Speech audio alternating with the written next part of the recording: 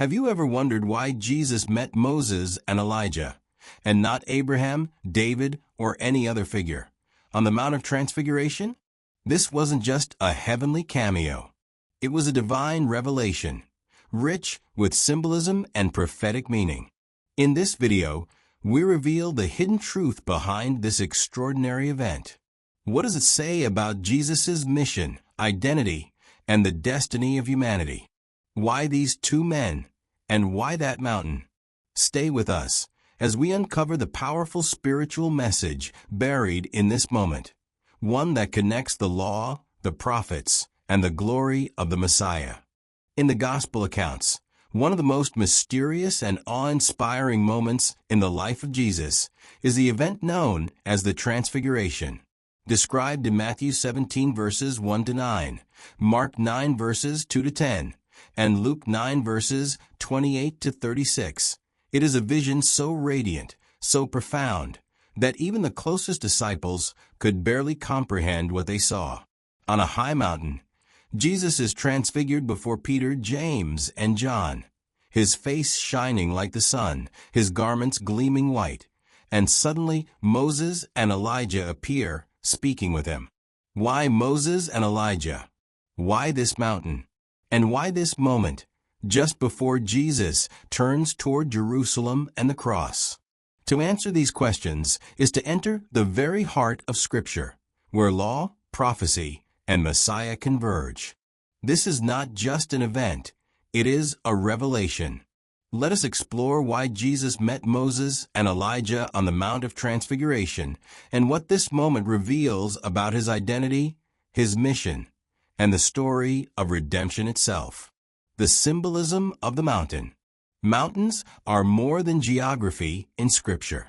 They are symbolic thresholds, where heaven touches earth and where divine revelation is given. Moses ascended Mount Sinai to receive the law. Elijah fled to Mount Horeb to hear the still, small voice of God. And now Jesus ascends a high mountain to be transfigured. The mountain signifies divine encounter, a space above the distractions of the world, where eternity breaks into time.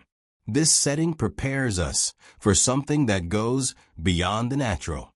The mountain is not named in the Gospels, but early Christian tradition often identifies it as Mount Tabor, while others suggest Mount Hermon.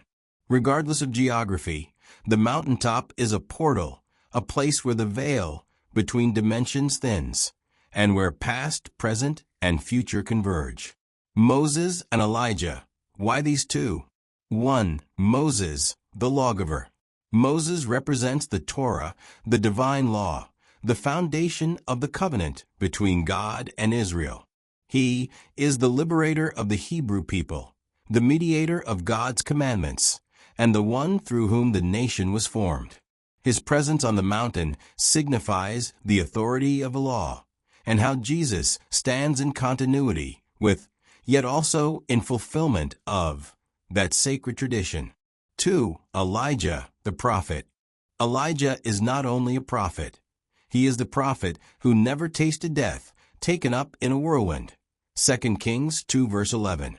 He symbolizes the prophetic tradition, those who called Israel back to faithfulness, spoke truth to power, and pointed forward to the coming Messiah. According to Malachi 4 verse 5, Elijah was to return before the great and dreadful day of the Lord. His presence underscores the prophetic expectation of the Messiah. Together, Moses and Elijah stand as embodiments of the law and the prophets, the two great pillars of the Hebrew Scriptures. Their appearance affirms that Jesus is the fulfillment of all that came before. He does not abolish the law or the prophets. He completes them. Cf. Matthew 5 verse 17. A conversation across time. In Luke's account, we are told what they discussed. They spoke about his departure, which he was about to bring to fulfillment at Jerusalem. Luke 9 verse 31. The Greek word used here is exodos, a deliberate echo of Moses' Exodus, the great liberation from bondage. But now the Exodus is not from Egypt, it is from death itself. Jesus, Moses, and Elijah are conversing about the coming passion, about the cross and the resurrection. This moment is not simply mystical. It is strategic. It is a council of the eternal, a meeting between heaven's emissaries. Moses speaks from the world of covenant and commandment, Elijah from the world of vision and judgment. Jesus stands as the bridge between both and beyond. The radiance of Jesus, not reflected, but revealed. Jesus is transfigured. His face shines, his clothes become dazzling white. This is no mere reflection, as with Moses when he came down from Sinai. This is light from within. His divine nature, usually veiled in human form, is momentarily revealed. This illumination tells the disciples, and us, that Jesus is not just a teacher or prophet. He is the incarnate presence of God, the Logos made flesh. The Transfiguration is a glimpse of His glory, the same glory He shared with the Father before the world began. John 17 verse 5. This moment is not a break in the story. It is the true center. It tells us who Jesus really is, right before He descends into suffering and apparent defeat. The voice from the cloud, divine affirmation. As the disciples tremble in awe, a cloud overshadows them, a classic symbol of divine presence, echoing the cloud on Sinai and the tabernacle. Then a voice speaks, "This is my Son, whom I love. With Him I am well pleased. Listen to Him." Matthew 17 verse 5. This divine voice is almost identical to what was heard at Jesus' baptism, but with one crucial addition: listen to Him. This command sets Jesus above Moses and Elijah. The law and the prophets have spoken, but now the final word has come. Jesus is not just in the lineage of revelation. He is its fulfillment and its culmination. The disciples are being told, gently but firmly, the age of shadows is passing. The true light has arrived. Peter's impulse, building tents. Peter's reaction, let us build 3 tabernacles, one for you, one for Moses, and one for Elijah, may seem clumsy, but it carries deep symbolic meaning. He wants to preserve the moment, perhaps even equate the 3 figures. But before he can finish, the cloud envelopes them, and the voice speaks. When they open their eyes, only Jesus remains. This detail is crucial. The law and the prophets are honored, but they do not remain. Only Jesus stands at the center now. It is a powerful metaphor. The old has prepared the way, but now the new covenant has come in glory. Hidden layers, a meeting beyond time. There is a mystical reading of this moment, too, one that sees the Transfiguration not just as a vision, but as a meeting across time. Moses had once asked to see God's glory and was only allowed a glimpse. Exodus 33 verses 18 to 23.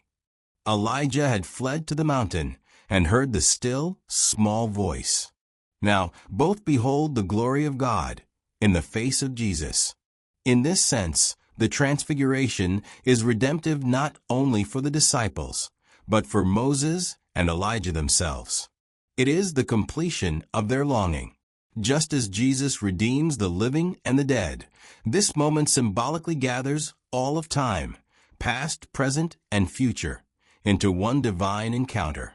The disciples' silence, mystery held in awe. After this dazzling encounter, the disciples are told not to speak of it until after the resurrection. Why? Because it would not make sense until the whole story was revealed. The Transfiguration points forward to the resurrection, not only of Jesus, but of all who belong to Him. It is a preview of the glory to come. But before glory comes suffering. The mountaintop must give way to the valley. The cross must come before the crown. The disciples are given this vision not as an escape, but as a strength for the road ahead. What the Transfiguration reveals. Let us now gather the truths unveiled by this moment. Jesus is the fulfillment of the law and the prophets. Moses and Elijah testify to his identity, pointing to him as the one in whom all things are made whole. Jesus is divine. The light comes not from without, but from within. This is the Son of God, radiating the glory of heaven. Jesus will suffer, but not in defeat. His exodus is not an end, but a passage, through death into life for all who follow. The old covenants are honored, but surpassed. Jesus is the new and living way, the voice to whom we must now listen. Time is transcended. The past meets the present in the presence of eternity. The Transfiguration is not just a glimpse of Jesus' identity. It is a vision of what is to come for the world. The truth revealed, a glorious pattern. In the end, the Transfiguration is not an isolated miracle. It is a pattern of transformation. What happened to Jesus on the mountain is a foretaste of what will happen to all creation. And we all, with unveiled faces, beholding the glory of the Lord, are being transformed into the same image. 2 Corinthians 3 verse 18. The glory revealed on the mountaintop is meant for us. The path is through suffering, yes, but the destination is glory. Jesus shows us who He is, so we may discover who we are called to become. The mountain moment. The Transfiguration of Jesus is among the most mysterious and luminous moments in the Gospel narratives. Found in Matthew 17 verses 1 to 9, Mark 9 verses 2 to 10, and Luke 9 verses 28 to 36, it tells of a vision seen not by crowds, but by three chosen disciples, Peter, James, and John. On a high mountain, Jesus is transfigured before them. His face shines like the sun, his garments become dazzling white, and he is joined by Moses and Elijah, speaking with him in glory. A cloud overshadows them, and a voice from heaven declares, "This is my Son, whom I love. Listen to him."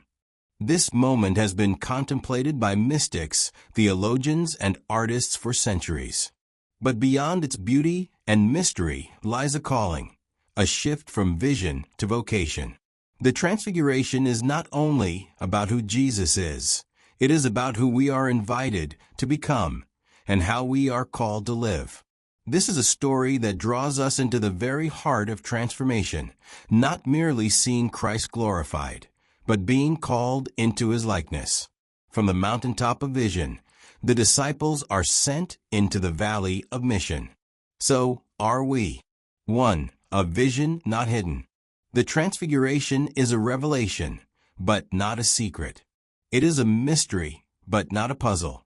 The Gospel writers record it not as a fantastical tale, but as a pivotal moment of divine self-disclosure. Jesus does not change in essence. Rather, His glory is briefly unveiled, allowing the disciples to see His divine nature more clearly. The brightness of His appearance, the presence of Moses and Elijah, the enveloping cloud, and the voice from heaven are not illusions. They are signs. They point to the truth that Jesus is not merely a teacher or a prophet, but the very embodiment of the divine. He is the fulfillment of the law of Moses and the prophets Elijah. His transfigured appearance is not an escape from reality, but a deeper entry into it. The vision is not given to impress or entertain.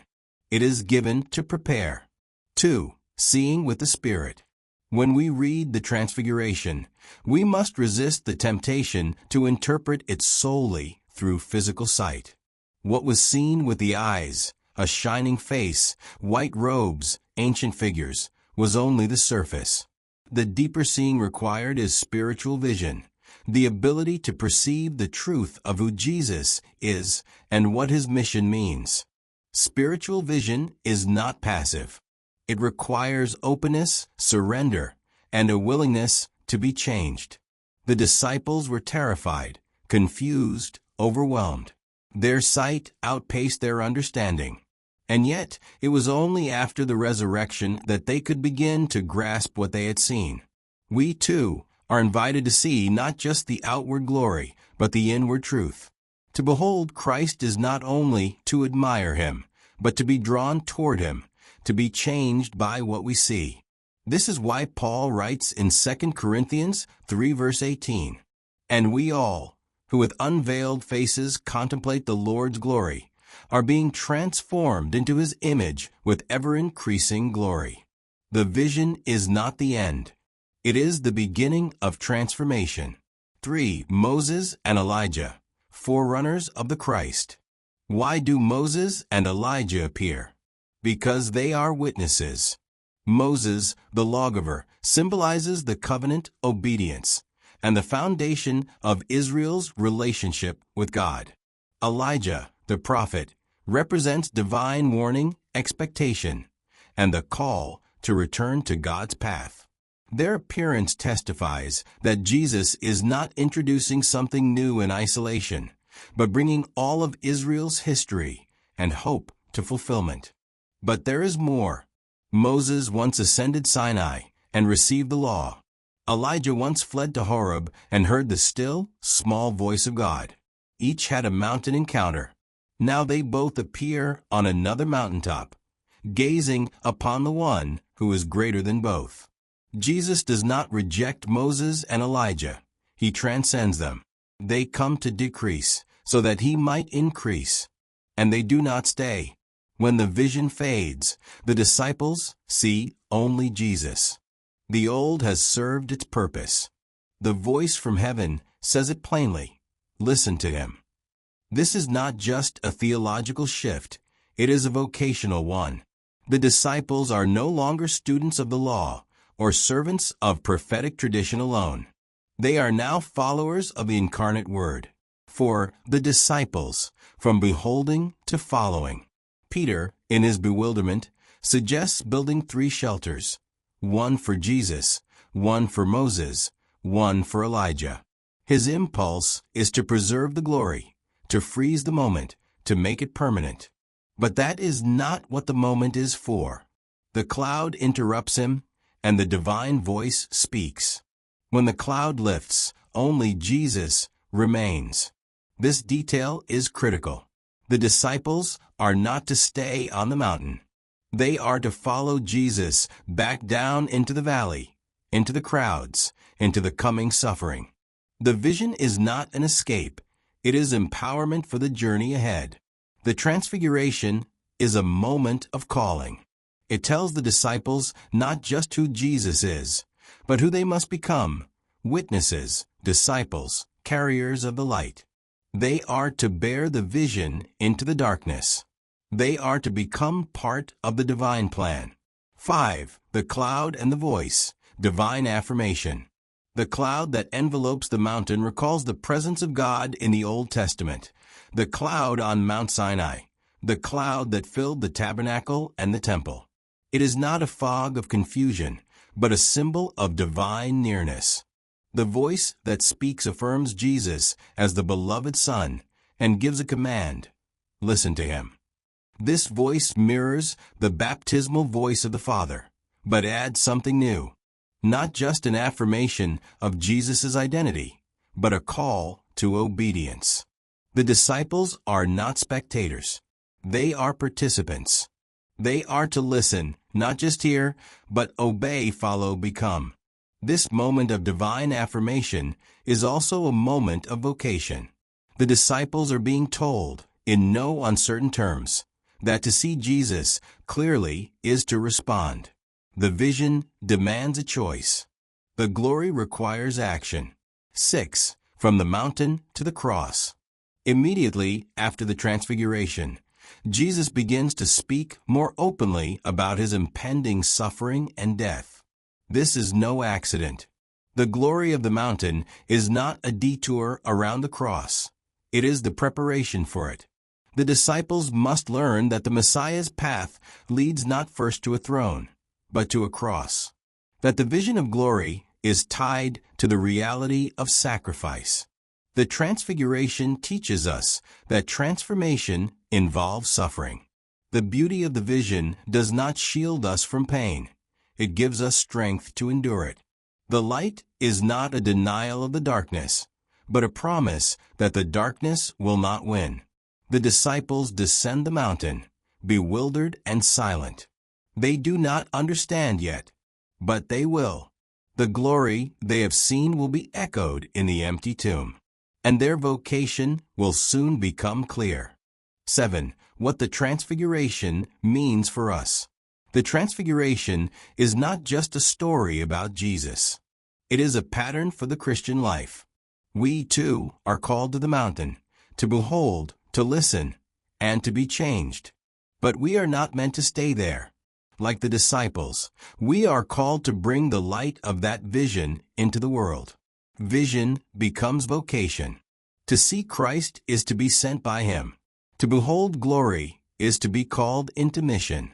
The mountain is where we receive the clarity and courage to walk into the valley of everyday life, where the light must shine in the darkness. Just as the disciples were chosen to see the vision and then to carry it to others, we are invited to do the same. Our world, full of confusion, violence, and despair, needs transfigured people, people who have seen the face of Christ and live as signs of His coming kingdom. 8. The transfigured life. The Christian life is meant to be a transfigured life, not just externally, but inwardly. To be a follower of Christ is not to mimic His actions alone, but to share in His transformation. Romans 12 verse 2 urges us, "Do not be conformed to the pattern of this world, but be transformed by the renewing of your mind." The word for transformed here is metamorpho, the same word used for Jesus in the Transfiguration. What was revealed in Him is meant to be reflected in us. The vision we receive in prayer, in Scripture, in sacrament, in silence, is meant to shape how we speak, act, love, serve. We are called to become light-bearers, image-bearers, reflections of the glory we have seen. Climbing our own mountain. The Transfiguration begins on a mountain, but it ends in the world. It is a hinge between vision and vocation, between seeing and serving. Jesus shows His glory not to distance Himself from us, but to draw us into His mission. Moses and Elijah vanish. Jesus remains. The voice commands us, listen to Him, follow Him. And so we climb, not to escape the world, but to be changed, and then to return, carrying the light with us. The Transfiguration is not just His, it is ours, if we dare to see. To behold the glory of Christ is to be changed forever, and to be changed is to be sent.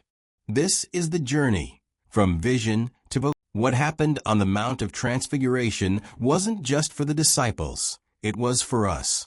In that radiant moment, Jesus stood between Moses and Elijah, between the law and the prophets, revealing Himself as the fulfillment of both. This wasn't just history, it was a message that heaven speaks, that the past testifies, and that Christ is the bridge. If this video opened your eyes to something deeper, don't forget to like, share, and subscribe. And remember, some truths aren't just taught, they're revealed. Keep seeking, keep questioning, and keep climbing your own mountain of revelation. See you in the next one.